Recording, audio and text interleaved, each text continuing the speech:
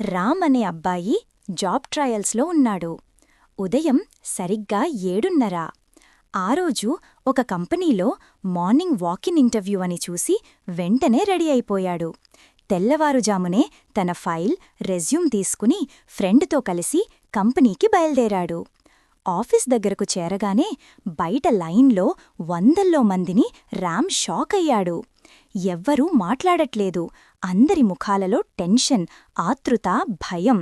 రామ్ తన ఫ్రెండ్ వైపు చూసి నిస్పృహగా, ఇంతమంది ఉన్నారేంట్రా, ఇంక మనమేం సెలెక్టవుతాం, పదపోదాం అన్నాడు. టైం వేస్ట్ అని వెనక్కి తిరిగి నడక మొదలుపెట్టాడు.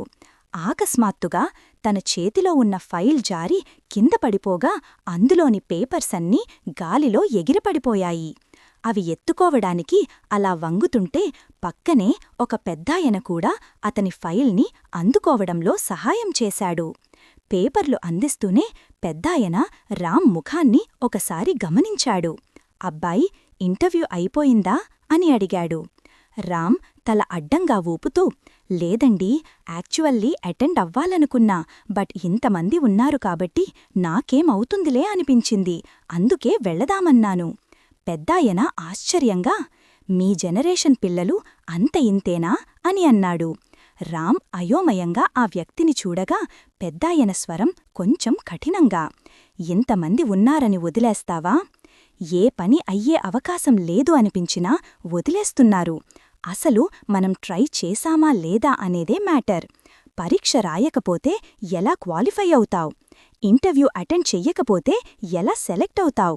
ముందు అడుగు వెయ్యాలి అబ్బాయి, తరువాత దారులు తెరుచుకుంటాయి. వదిలేయడం చాలా ఈజీ, కాని ప్రయత్నించడం అదే నిజమైన ధైర్యం. అంతేకాదు, అతను నవ్వుతూ రామ్ ఫైల్ని పూర్తిగా అందించి, వెళ్ళిరా, ఇంటర్వ్యూకి వెళితే ఛాన్స్ 1%, వెళ్ళకపోతే ఛాన్స్ 0%, డిఫరెన్స్ చూడు అని చెప్పాడు. ఆ మాటలు రామ్ హృదయాన్ని తాకినట్టనిపించింది. వెంటనే తనలో ధైర్యం వచ్చినట్లు లోతుగా శ్వాస తీసుకుని, అయితే ట్రై చేస్తా సార్, థాంక్యూ అని చెప్పి మళ్లీ లైన్లో నిలబడ్డాడు.